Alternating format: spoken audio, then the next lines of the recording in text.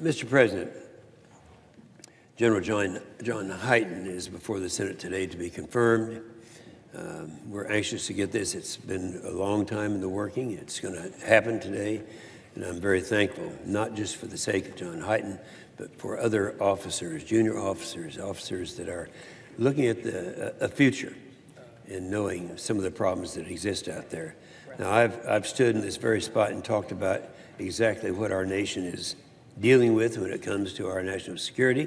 The world is more dangerous now than it's ever been in my lifetime. China and Russia are building their capabilities as we've fallen behind.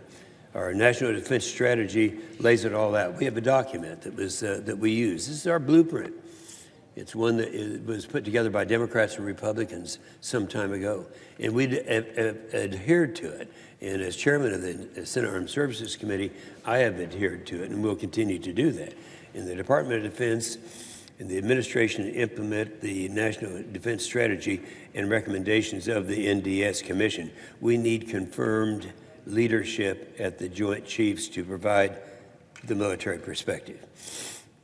We need strong, innovative leadership, someone who understands strategy, competition, new warfighting domains like space, and other importance of strong nuclear deterrent.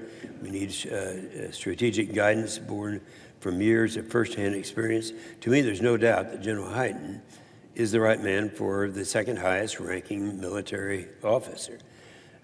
Throughout his service, General Hyten has developed a reputation of discipline, integrity,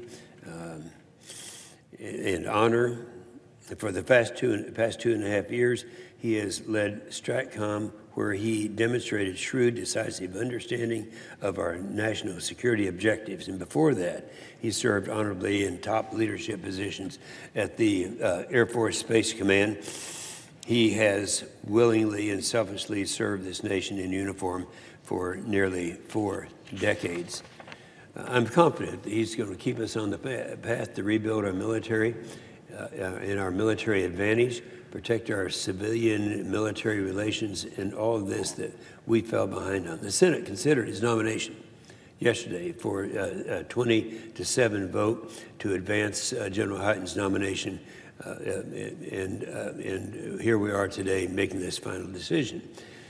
This came after a fair, exhaustive, bipartisan process where we closely reviewed his nomination, including allegations that were against him.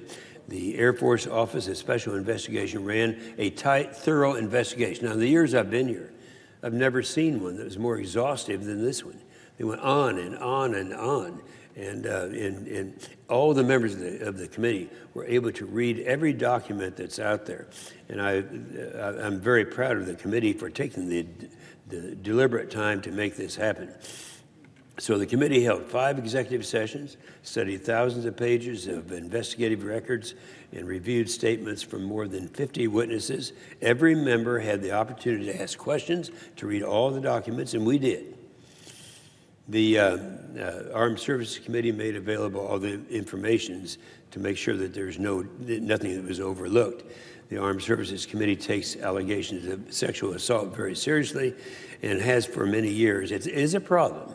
It's a problem that that we are addressing on a regular basis. We are on it. We're going to resolve it. But you know, we went through a period of time in the last administration when the military was taken down in a manner that has never happened before. It's unprecedented.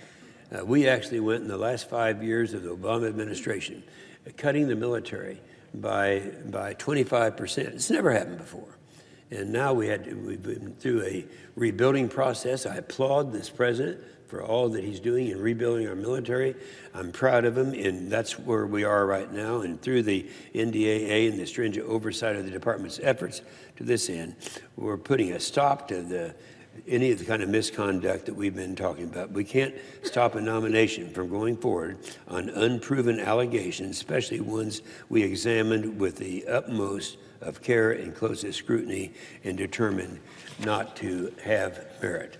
So we are about to do this, to get this position confirmed. It's overdue, and I urge my colleagues to support this nomination.